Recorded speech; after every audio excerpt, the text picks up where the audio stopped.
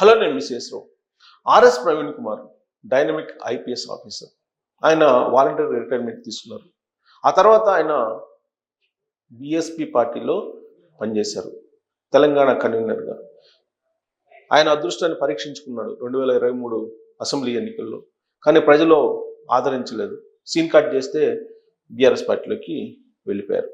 అప్పటి వరకు బీఆర్ఎస్ పార్టీలో ఉండేటువంటి ప్రజా వ్యతిరేక విధానాల్ని విమర్శిస్తూ వచ్చారు ఆర్ఎస్ ప్రవీణ్ కుమార్.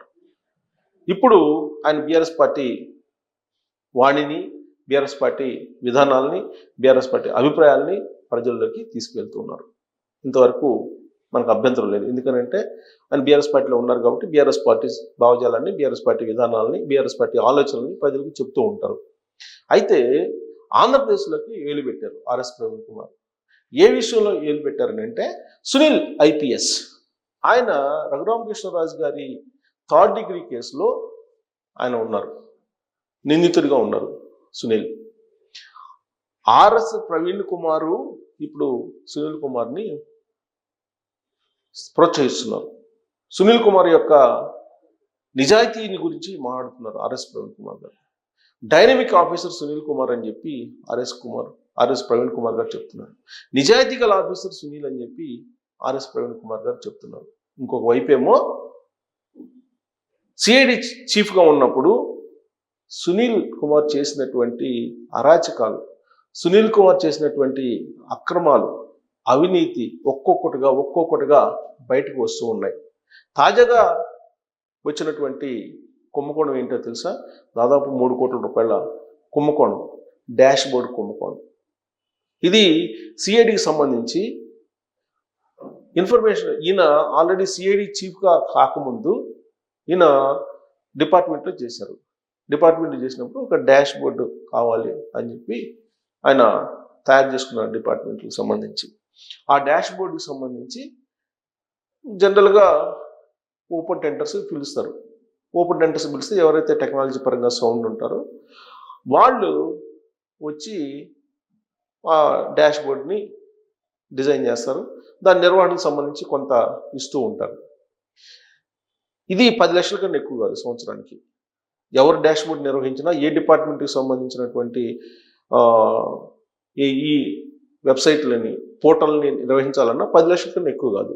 కానీ సునీల్ కుమార్ గారు నిర్వహించినటువంటి పోర్టల్కి మాత్రం ఆ డాష్ బోర్డు డిజైన్కి కానీ 3 కోట్లు అయింది. 3 కోట్ల రూపాయలు. 10 లక్షల రూపాయలతోటి లేదా 30 లక్షల రూపాయలతోటి అవ్వాల్సింది 3 కోట్లు చేసేసారు. మరి ఆ అవినీతి సొమ్ము ఎక్కడికి పోయిందంటే సునీల్ కుమార్ గారి జేబులోకి పోయిందని చెప్పి తాజాగా రఘురామకృష్ణరాజు గారు ఏసీబీకి ఇచ్చినటువంటి ఇన్ఫర్మేషన్. అది నిజమా అబద్ధమా అనేది ఏసీబీ నిర్ధారిస్తుంది. కానీ ఆయన మీద వచ్చినటువంటి ఆరోపణ. దీనికంటే ముందు రఘురామకృష్ణరాజు గారు ఒక లెటర్ రాశారు ఏసీబీకి. ఏంటనంటే అగ్రిగోల్డ్కు సంబంధించినటువంటి బాధితులకు ప్రత్యేకమైన ప్యాకేజీని అప్పట్లో జగన్మోహన్ రెడ్డి గారి ప్రభుత్వం అనౌన్స్ చేసింది. అయితే అగ్రిగోల్డ్ బాధితులకు సంబంధించి నకిలీ పేర్లను తయారు చేసి వాళ్ళ అకౌంట్లో డబ్బులు ఇచ్చి ఆ అకౌంట్ నుంచి డబ్బులు తీసుకున్నటువంటి వాళ్ళు సునీల్ కుమార్ గారు ఉన్నారు అనేది మరొక ఆరోపణ. రఘురామకృష్ణరాజు గారు ఏసీబీ ముందు ఆధారాలతో సహా ఇచ్చారు. మరి ఇవన్నీ ఎవరు చేత చేయించారు అంటే తులసిబాబు చేత చేయించారు. తులసిబాబు ఎక్కడున్నారు? ఇప్పుడు జైల్లో ఉన్నారు. ఎవరు ఈ తులసిబాబు అని అంటే సునీల్ కుమార్ గారికి అత్యంత ఆప్తుడు, బినామీ. అతని ద్వారా మొత్తం నడిపించేవాళ్ళు. ఇప్పుడు తాజాగా వచ్చినటువంటి 3 కోట్ల రూపాయల వ్యవహారాన్ని కూడా ఆయన ద్వారానే నడిపించాడు. సాధారణంగా టెండర్లు పిలిస్తే కనీసం 3 కంపెనీలు టెండర్లో పార్టిసిపేట్ చేయాలి. కనీసం 3. ఒకవేళ 3 కంపెనీలు కనుక టెండర్లో పార్టిసిపేట్ చేయకపోతే ఆ వేలాన్ని రద్దు చేయాలి. కానీ సునీల్ కుమార్ గారు రద్దు చేయలేదు. 2 కంపెనీలను పార్టిసిపేట్ చేసేలా చేశాడు. ఈ 2 కంపెనీల్లో ఒక కంపెనీకి ఇచ్చారు. ఆ ఒక కంపెనీ కూడా ప్రస్తుతం జైల్లో ఉన్నటువంటి తులసిబాబుది.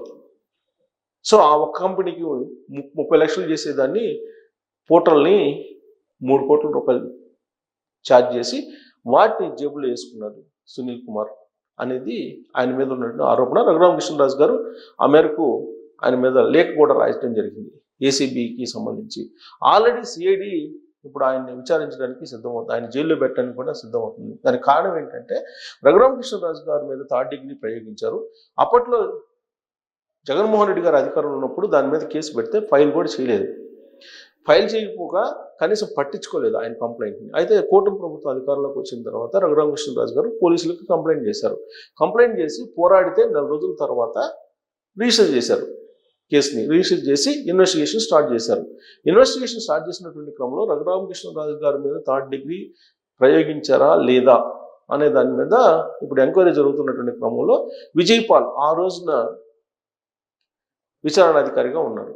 ఆయన నాకు గుర్తులేదు, తెలియదు, మర్చిపోయా అని చెప్తూ ఉన్నారు. ఆయన కూడా జైల్లో ఉన్నారు ఇప్పుడు. ఆ తర్వాత ఆ రోజు రాత్రి రఘురామకృష్ణరాజు గారి ఛాతి మీద కూర్చొని ఆయన్ని చంపేసేటువంటి ప్రయత్నం చేసింది ఎవరు అంటే తులసిబాబు అని చెప్పి రఘురామకృష్ణరాజు గారు చెప్తున్నారు. అందుకే తులసిబాబుని పిలిచి విచారిస్తే విచారణకు రమ్మంటే దాదాపు 30 కార్లతోటి ఒంగోలు వెళ్ళారు.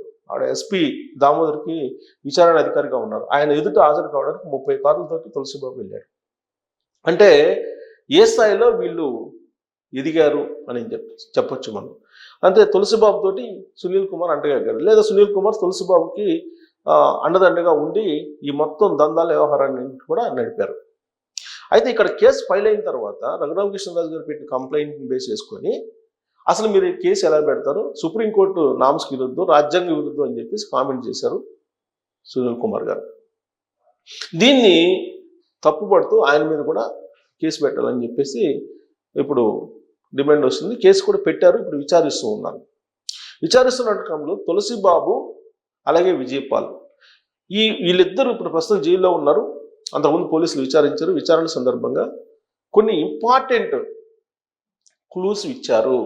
ఆ క్లూస్ ఆధారంగా ఇప్పుడు సునీల్ కుమార్ని అరెస్ట్ చేసేటువంటి అవకాశం ఉంది. అవకతవకలో అవినీతి కూడా ఉంది.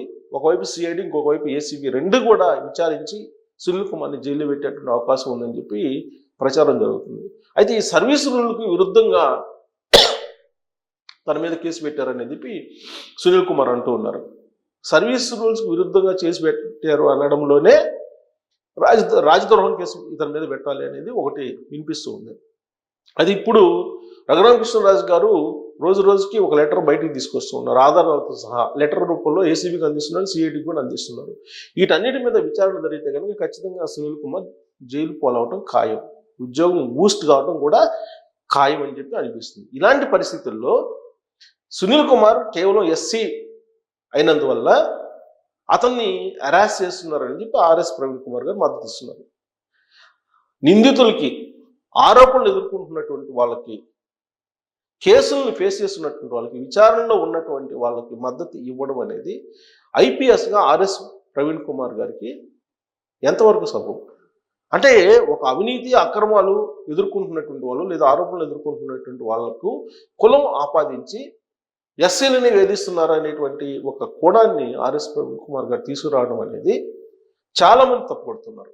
ఆర్ఎస్ ప్రవీణ్ కుమార్ గారి మీద ఒక గౌరవం ఉంది. హానెస్ట్ ఆఫీసర్ అనేటువంటి ఒక పేరు కూడా ఉంది ఆయనకి.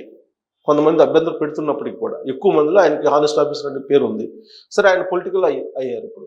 అంటే అక్కడ సునీల్ కుమార్ గారు జగన్మోహన్ రెడ్డి గారికి పంచలో మనిషిగా వ్యవహరించారు. జగన్మోహన్ రెడ్డి గారి కింద ఆయన చెప్పుతేతలో నలిగారు అనేటువంటిది ఆరోపణలు ఎదుర్కొన్నారు ఆయన తెలుగుదేశం పార్టీ నుంచి.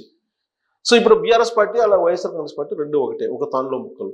అంటే ఇప్పుడు ప్రస్తుతం బీఆర్ఎస్ పార్టీలో ఉన్నారు కాబట్టి అక్కడ జరుగుతున్నటువంటి విచారణలు ఏదైతే ఉన్నాయో దానికి కులం రంగు ఆపాదించి ఏదో ఒక రకంగా దీన్ని పొలిటికలైజ్ చేసే ప్రయత్నం ఆర్ఎస్ ప్రవీణ్ కుమార్ గారు చేస్తున్నారా, లేదంటే ఐపీఎస్లు ఇద్దరు ఎస్సీలు కాబట్టి ఆయనేమో పదవి విరమణ చేసినటువంటి బీఆర్ఎస్ తీసుకున్నటువంటి ఐపీఎస్ ఆఫీసర్, ఈయనేమో డ్యూటీలో ఉన్నటువంటి ఐపీఎస్ ఆఫీసర్, సస్పెన్షన్లో ఉన్నటువంటి ఐపీఎస్ ఆఫీసర్. మరి కులం కోణం నుంచి చూసి విచారణ చేయాలా? ఒకవేళ నేరాలు చేస్తే కనుక కులం చూసి విచారణ చేయాలా? రాజ్యాంగం ఆ విధంగా చెప్తుందా? ఆర్ఎస్ ప్రవీణ్ కుమార్ గారు ఐపీఎస్ చేసి కూడా ఆ విధంగా రెస్పాండ్ కావడం అనేది ఎలా చూస్తారు అనే దాని మీద మీరు కామెంట్ రూపంలో మీ అభిప్రాయం తెలియదు.